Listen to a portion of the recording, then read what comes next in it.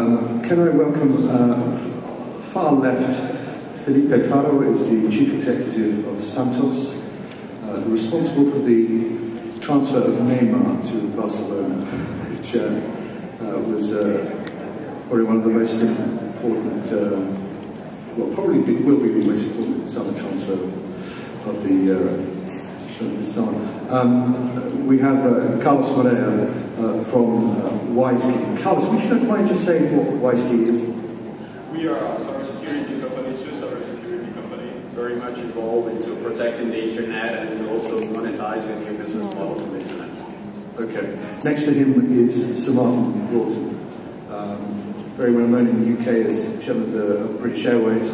He also was, for a period, the chairman of Liverpool Football Club, even though he is a Chelsea supporter. But he is an investor in sports, in various sports technologies, and we'll be discussing that. And nearest to me is Michel Davidovich, who is Coca-Cola's general manager for the 2014 World Cup team in Brazil.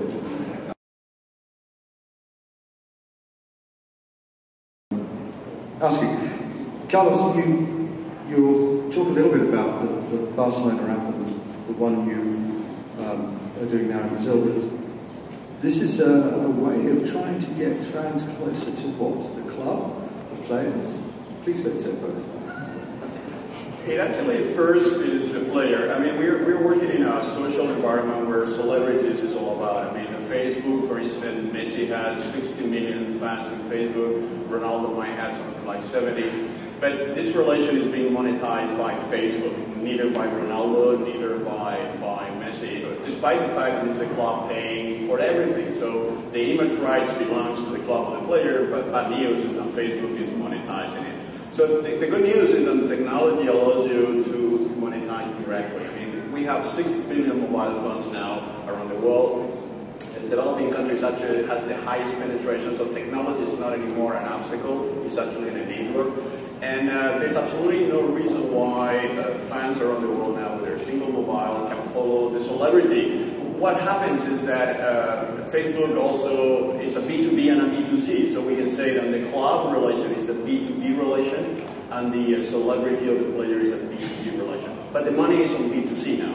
Anyone that has managed to move into B2C makes a lot of money. And the football is the most emotional B2C application that the world has. So the question is how to monetize and how to teach clubs, and that's what we are doing, that there's a huge opportunity for them, provided that they redesign their business models. Carlos, just as a gentleman asking for you, good to you, but have you heard of Brentford Football Club?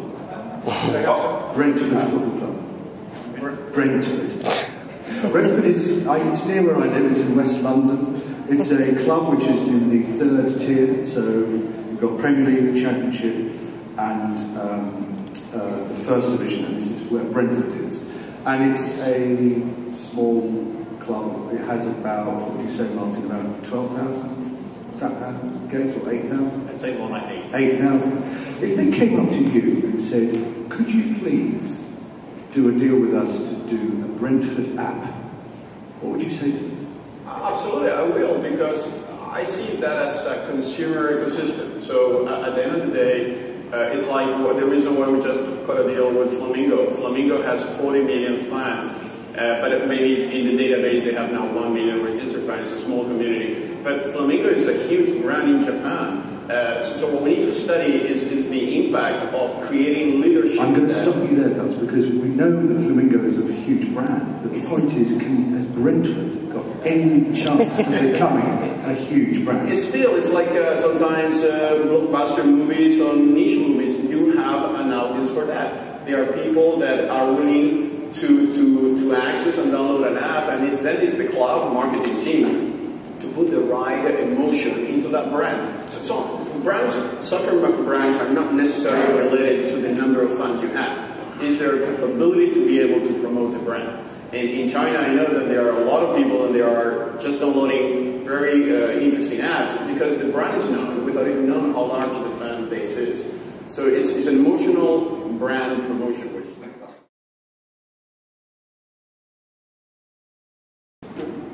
One question about Barcelona, because we are doing the application for the Barcelona. Neymar is a brand within a brand, so it's not only a player, it's a brand. The next colony of people coming to Max is the millennial generation. The millennial generation, they are following celebrities. Their first relation to soccer might not be with the sport, or maybe the hairstyle of Neymar. So that is captured through social interaction. So for a club that has a brand, to continue maintaining brands within the club is essential to value the overall brand. And this will be only in 5 or 6 clubs. Not everybody can do that, because you need to be already a very big brand to be able to afford to have a player's brand within the brand.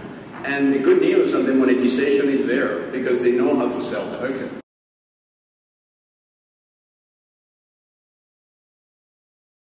Oh, so what's going to be the future of watching football in the stadium? So actually the future is happening now. By 2026, you will be able, through technology, I mean, there's, just to give you an idea, there's going to be 50 billion devices connected to the internet by the year 2020. By the year 2026, which will coincide with the 26th World Cup, you will be able to broadcast the World Cup match from one stadium into any other empty stadiums around the world through 3D projections. There's going to be sensors in the stadium and in the uniform of players that they will be captured and transfer that image to the stadium, which is an empty stadium. Sorry, and the people will be seeing the same match which was done in the real place. So you see holographics technology and 3D technology. You see that in movies already, where you can compose a 3D image. This technology is growing so fast, and by year 2027, that will be operational. So just to get it right, the World Cup final in 2026, I can watch it at White Hart Lane in your own club, which only have 6,000. Because I'm watching players, holograms of players on the pitch. Yeah, that technology is there. Obviously, we require a lot of regulation. We require that FIFA will have to think about that and how that plays in terms of the regulation. But the technology is there. The technology to project real images within the next 10 years. I think I've heard everything now. We have a question in Portuguese.